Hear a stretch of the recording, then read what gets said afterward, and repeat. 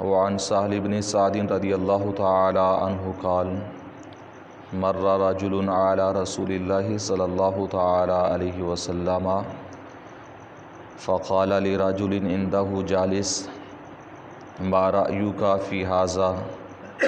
فقال رجل من أشراف الناس هذا والله حري إن خطب أن ينكح وإن شفع أن يشفع فسكت رسول اللہ صلی اللہ تعالی علیہ وسلم۔ حضرت سہل بن سعد رضی اللہ تعالی عنہ آپ حدیث پاک روایت فرماتے ہیں کہ حضور نبی کریم رؤوف الرحیم علیہ الصلاۃ والسلام ایک مرتبہ ایک جگہ پر تشریف فرما تھے کہ آپ علیہ الصلاۃ والسلام کے پاس سے ایک شخص گزرا، تو نبی کریم صلی اللہ تعالیٰ علیہ وسلم نے اپنے پاس جو لوگ بیٹھے تھے ان میں سے ایک شخص سے پوچھا، اس شخص کے بارے میں کیا کہتے ہو؟ یہ شخص معاشرے میں کیسا ہے؟ اچھا ہے، برا ہے، کس طرح کا یہ شخص ہے؟ تو نبی کریم صلی اللہ علیہ وسلم نے جب یہ سوال کیا اپنے ایک صحابی سے،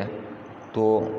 انہوں نے جواب دیا کہ یا رسول اللہ صلی اللہ تعالیٰ علیہ وسلم، یہ جو شخص ہے یہ اشرافیہ میں سے ہے، یعنی یہ اعلیٰ خاندان کے لوگوں میں سے ہے، اعلیٰ نسب ہے اس کا، اور بہت عزت دار ہے اپنے معاشرے کے اندر، اور اس کا عالم یہ ہے کہ اللہ کی قسم ہے کہ اگر یہ کسی جگہ پر بھی نکاح کا پیغام دے تو نکاح ہو جاتا ہے۔ اور فرمایا انہوں نے کہ وَإِن شَفَعَ أَن يُشَفَّعَ، اور اگر کسی جگہ پر جا کر کسی کے حق میں سفارش کر دے تو اس کی سفارش قبول کر لی جاتی ہے۔ یعنی اتنا مقام مرتبہ ہے لوگوں کے اندر، اتنا عزت والا ہے کہ اگر نکاح کا پیغام دیتا ہے نکاح بھی ہو جاتا ہے، اگر کسی جگہ کسی کی جا کر سفارش کر دیتا ہے تو اس کی سفارش بھی قبول ہو جاتی ہے۔ تو نبی کریم صلی اللہ تعالیٰ علیہ وسلم خاموش ہو گئے، اور ساتھ ہی تھوڑی دیر بعد ایک اور شخص گزرا، ثم مر رجل، ایک اور شخص گزرا، فقال له رسول اللہ صلی اللہ علیہ وسلم ما رأیک فی ھذا، نبی کریم صلی اللہ علیہ وسلم نے پھر اسی شخص سے جس سے پہلے سوال کیا تھا، جو آپ کے ساتھ بیٹھے ہوئے تھے، آپ کے صحابی، آپ علیہ الصلوۃ والسلام نے فرمایا کہ اس شخص کے بارے میں کیا کہتا ہے، یہ جو ابھی گزر کر گیا ہے، تو اس کے بارے میں تیری کیا رائے ہے؟ نبی کریم صلی اللہ علیہ وسلم نے سوال کیا، فقال یا رسول اللہ صلی اللہ علیہ وسلم، تو انہوں نے عرض کی یا رسول اللہ صلی اللہ علیہ وسلم ھذا رجل من فقراء المسلمین، اے اللہ کے پیارے رسول، یہ شخص جو ہے یہ مسلمانوں کے غریب لوگوں میں سے ہے، یہ فقراء میں سے ہے، اور اس کا مقام یہ ہے لوگوں کے اندر کہ ھذا حری ان خطب الا ينکح وان شفع الا یشفع، کہ اگر یہ کسی کو نکاح کا پیغام دے تو نکاح نہیں ہوتا اس کا، اور اگر کسی کی جا کر سفارش کرے تو اس کی سفارش بھی قبول نہیں کی جاتی۔ یہ ایک غریب شخص ہے۔ وَإِن قَالَ أَن لَا يُسْمَ لِقَوْلِهِ فَقَالَ رسول اللہ صلی اللہ علیہ وسلم ھذا خیر من ملء الارض مثل ھذا، نبی کریم صلی اللہ علیہ وسلم نے فرمایا میرے صحابی یہ بات بھی ذہن نشین کر لے، تمہارے نزدیک اور معاشرے کے نزدیک تو وہ پہلے والا اچھا ہے نا، وہ زیادہ، وہ اشرافیہ میں سے ہے، وہ اعلیٰ خاندان میں سے لوگ اسے شمار کرتے ہیں، اعلیٰ نسب میں سے شمار کرتے ہیں، اس لیے کہ وہ دولت مند ہے، اس کے پاس پیسہ ہے، دنیا کا مال و متاع ہے۔ نبی کریم صلی اللہ علیہ وسلم نے فرمایا کہ یہ بات ذہن نشین کر لو کہ یہ جو شخص ابھی گیا ہے، جسے تم کہتے ہو کہ اس کی کوئی سفارش قبول کرنے کے لیے تیار نہیں ہے، کوئی اپنا رشتہ دینے کے لیے تیار نہیں ہے، نبی کریم صلی اللہ علیہ وسلم نے فرمایا کہ یہ زمین بھر کے یعنی پوری روئے زمین پر ایسے لوگ ہوں جو جیسا پہلا تھا، پوری روئے زمین پر ایسے لوگ ہوں، لیکن پھر بھی یہ غریب جو گیا ہے یہ ان تمام لوگوں سے بہتر ہے۔ ان تمام لوگوں سے کون بہتر ہے؟ جو غریب ہے۔ یہ خود نبی کریم صلی اللہ علیہ وسلم فرما رہے ہیں، اور یہ حدیث متفق علیہ ہے، یعنی بخاری اور مسلم شریف کے اندر موجود ہے۔ یعنی پیارے آقا علیہ الصلوۃ والسلام کے نزدیک اللہ اور اللہ کے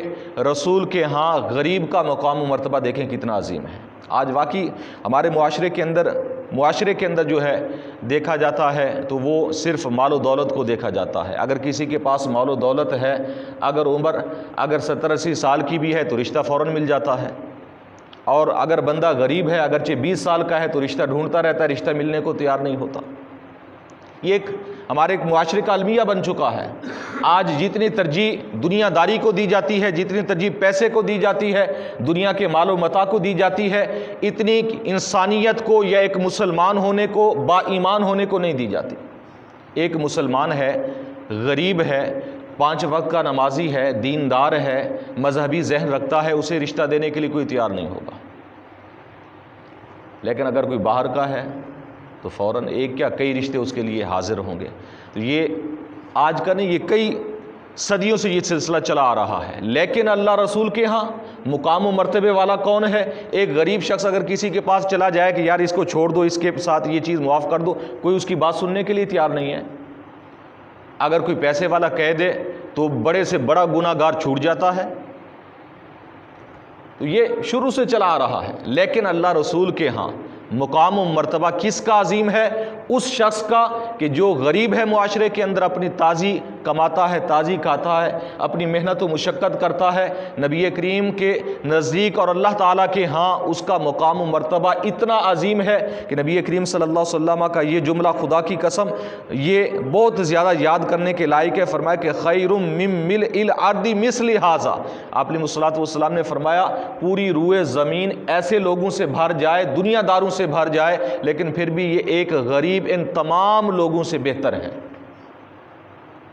یہ غریب کی شان ہے۔ اس لیے اگر اللہ تعالیٰ نے ہمیں دنیا کا مال و متاع نہیں دیا تو اس میں فکر کرنے کی بات نہیں ہے، بلکہ اللہ کا شکر کریں کہ اللہ نے ہمیں پسند کر لیا ہے، اللہ نے ہمیں بہترین شخص بنایا ہے۔ اگر اللہ نے کسی کا محتاج نہیں کیا، تازی مل جاتی ہے، شام کا کھانا بھی، صبح کا بھی، دن کا بھی، ضروریات پوری ہو جاتی ہیں، تو اللہ کا شکر کریں کہ اللہ نے ہمیں بہترین لوگوں میں سے بنایا ہے۔ دنیا دار اگر جنت میں چلے بھی جائے نا، نبی کریم صلی اللہ علیہ وسلم نے یہ کیوں فرمایا کہ دنیا دار اگر جنت میں گئے، اگر انہوں نے دنیا میں اچھے کام کیے، نیک کام کیے، جنت میں چلے بھی گئے نا، نبی کریم صلی اللہ علیہ وسلم نے فرمایا کہ 500 سال